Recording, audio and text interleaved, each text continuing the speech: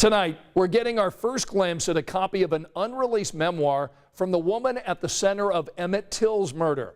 Carolyn Bryant Dunham is the woman who accused the 14-year-old of whistling at her before her husband and a group of men brutally killed him. Marion Brooks tonight shares the contents of this memoir and why they've now led to a new controversy in this case. The manuscript entitled "I Am More Than a Wolf Whistle" was to be kept in a university archive until the 2030s, but it began to surface in the last few days, and we obtained a copy today. In it, Carolyn Bryant Dunham basically sticks to her story.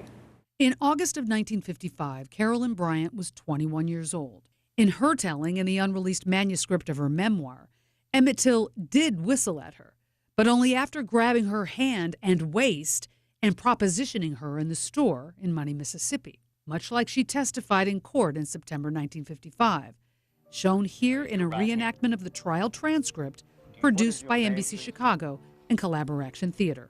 What did he do? He caught my hand. Will you show the court just how he grasped your hand? It was like this. Was that a strong grip or a loose grip? Strong grip. What did he say when he grabbed your hand? He said, "How about a date, baby?" To the surviving witness, Emmett Till's cousin and best friend Wheeler Parker, the account in the leaked manuscript hurts. It's just sad. It's really sad to see things that are happening. It's kind of sickening, you know. In the NBC Chicago documentary, The Lost Story of Emmett Till, Wheeler Parker and fellow witness and cousin Simeon Wright both say nothing happened in the store. They admit Emmett whistled, but nothing more.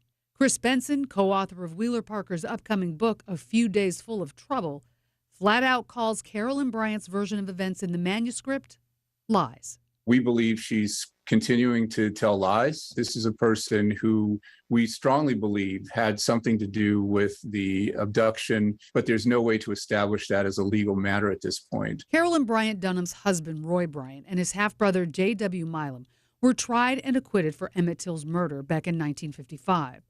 4 months later, Bryant and Milam admitted to killing Emmett Till in an article in Look magazine. We made attempts to reach Carolyn Bryant Dunham today by email and phone, but were not successful. So will this manuscript impact the legacy of Emmett Till? For some people will buy into what she's saying, and some people won't. And when you read and go over everything, you see a lot of contradiction, a lot of fabrication, a lot of lies, and it's just incredible, mind-boggling. I think people are going to be outraged. It really disturbs us that there can never be justice in this case. And it's offensive to us to read what this woman has to say now at the end of her life when she could have come clean.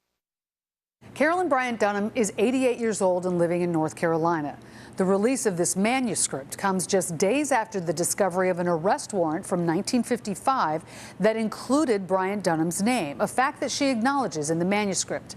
She wasn't arrested then and has not since been charged, despite 2 FBI investigations of the Emmett Till case.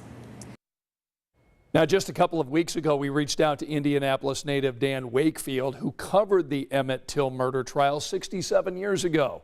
You can hear his comments on Bryant Dunham's testimony and his perspective on the unserved warrant for her that was recently discovered. You can find it by just going over to WTHR.com.